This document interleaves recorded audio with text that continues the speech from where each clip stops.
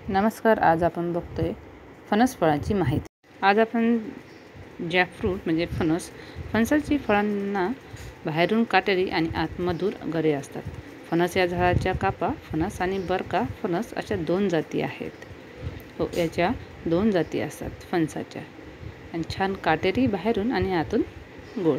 तांदळात फणसाची पावडर कशी वापरायची हा प्रश्न आहे. तर तुमच्या तांदळाच्या पिठात किंवा गव्हाच्या पिठात प्रत्येक जेवणासाठी फक्त 1 चमचा घाला आणि तुमची रोटी म्हणजे चपाती, इडली किंवा डोसा साधारणपणे शिजवा. तर छान याचा वापरसुद्धा आपण यामध्ये करू शकतो. इडली, डोसा. फणस खाल्ल्यानंतर पाणी का पिऊ नये असा प्रश्न आहे. तर फणस खाल्ल्यानंतर पाणी पिणे टाळावे, कारण त्यामुळे जुलाब होऊ शकतात. जॅकफ्रूट हे उच्च पाण्याचे प्रमाण असलेले फळ आहे जे आतड्यांची हालचाल सुरळीत करते. म्हणून जर तुम्ही जॅकफ्रूट खात असाल तर पाणी पिऊ नये आणि त्यामुळे आतड्याची हालचाल सुरळीत होऊ शकते आणि अतिसार होऊ शकतो. त्यामुळे जुलाब होण्याची शक्यता असते. त्यामुळे शक्यतो हे टाळावं. मार्केटमधून फणस जेव्हा घेतो, जेव्हा भैया तो कापत असतो तेव्हा खूप छान स्मेल आपल्याला बाजूने येत असतो. तर खूप खाण्यासाठी आतुरता असते आपल्याला आणि खूप महाग पण असतं.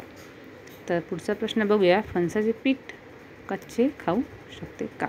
तर कच्च्या फणसाच्या पिठाच्या वापरामुळे रक्तातील साखरेची पातळी वाढण्याची शक्यता नाही आणि पांढऱ्या तांदूळ आधारित उत्पादनांचा एकूण वापर कमी होऊ शकतो. तर आपण पिठामध्ये वापरू शकतो. त्याने साखरेची पातळी आपली लेवलमध्ये राहते. गर्भधारणेदरम्यान आपण जॅकफ्रूट खाऊ शकतो का? म्हणजे फणस खाऊ शकतो का? तर फणस हा गरम पण असतो. तर याचं उत्तर आहे हो. पण जोपर्यंत तुम्ही ते मध्यम प्रमाणात खात आहात तोपर्यंतच ते तुमच्या आरोग्यासाठी म्हणजे गरोदरपणाच्या आहारासाठी सुरक्षित आहे. जॅकफ्रूटचा समावेश गर्भधारणेदरम्यान बद्धकोष्ठता ही एक सामान्य चिंता आहे आणि जॅकफ्रूट खाणे फायदेशीर ठरू शकते, कारण ते आहारातील फायबरमध्ये समृद्ध आहे जे पचनास मदत करते आणि बद्धकोष्ठतेवर मात करू शकते. तर अशा प्रकारे हे जॅकफ्रूटचा वापर करू शकतो, पण गर्भधारणेमध्ये शक्यतो याचा वापर जास्त करू नये. फणसाच्या झाडाला फळ येण्यासाठी किती वेळ लागतो? तर जॅकफ्रूट झाडाला फळ येण्यासाठी लागणारा वेळ, झाडाचे वय, वाढणारी परिस्थिती आणि झाडाची विविधता यासह अनेक घटकांवर अवलंबून असते. सरासरी एका कोवळ्या कलम केलेल्या फणसाच्या झाडाला फळे येण्यासाठी 3 ते 5 वर्ष लागतात. हो मित्रांनो, काही फणसाचे झाडं लवकर ग्रोथ होते, पण काही फणसाचं म्हणजे 3 ते 4 वर्ष लागतात त्यांना व्यवस्थित होण्यासाठी. फणसाचे दुष्परिणाम आहेत का? हो. तर त्याचे दुष्परिणाम पण काय आहे ते बघूया. बर्च परागकण किंवा लेटेक्सची एलर्जी. ज्या लोकांना बर्च परागकण किंवा लेटेक्सची एलर्जी आहे त्यांना जॅकफ्रूटची एलर्जी देखील होऊ शकते. शस्त्रक्रिया दरम्यान आणि नंतर वापरल्या जाणाऱ्या औषधांसह जॅकफ्रूटमुळे रक्तस्राव आणि खूप तंत्री होऊ शकते. नियोजित शस्त्रक्रियेच्या किमान 2 आठवडे आधी जॅकफ्रूट घेणे थांबवा. जेव्हा आपण डॉक्टरकडे जातो, जेव्हा आपल्याला कुठली ॲलर्जी होत असेल तर जॅकफ्रूटचा वापर करू नये. डॉक्टरांच्या सल्ल्याशिवाय तर मी सांगेन तर कुठलाही आहार घेऊ नये जर कुठली ॲलर्जी होत असेल तर. कच्चा फणस कसा खायचा? तर जॅकफ्रूट जास्त काळ साठवण्यासाठी कसा साठवायचा? साफ केलेल्या शेंगा गोठवा, त्यांना बेकिंग शीट व एका लेयरमध्ये व्यवस्थित करा आणि स्थिर होईपर्यंत गोठवा.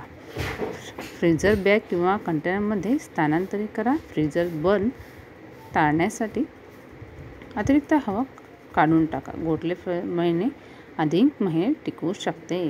तर फणसाचे वजन किती असते हा प्रश्न आहे. तर फणसाचे वजन छोट्या मोठ्यापर्यंत असतं, म्हणजे लहान आणि मोठ्यापर्यंत. आता बघूया. याच्यामध्ये विविध फळ आहे, म्हणजेच अनेक फुलांच्या संगततेने बनलेले आहे. फळ मध्यम आकाराचे ते खूप मोठे असते. त्याचे वजन 10 ते 60 पाऊंड असतात. अरे बापरे, खूप मोठं असतं. आणि काही जाती लहान फळांच्या असतात, त्यांचे वजन प्रत्येकी 3 ते 10 पाऊंड इतके असतं. तर काही 3-4 किलोचे पण असतात, काही 10 किलोचे पण असतात, तर काही लहान मोठे पण असतात. तर याची पानझड होते का? पानझड हे एक सदाहरित झाड आहे. त्याचा अर्थ ते वर्षभर त्यांची पाने टिकवून ठेवतात आणि ऋतूनुसार गळत नाही. तर जॅकफ्रूट हे म्हणजे फणसाचं झाड भारतातील एक लोकप्रिय फळ आहे आणि ते विविध पदार्थामध्ये वापरले जाते. जसे की करी, फ्राय आणि मिष्टान्न म्हणजे गोड पदार्थातसुद्धा याचा वापर केला जातो. ज्यूससुद्धा केलं जातं. अशाच विविध व्हिडिओ परत भेटूया. व्हिडिओ आवडल्यास व्हिडिओला लाईक शेअर करायला विसरू नका आणि सबस्क्राईब करा.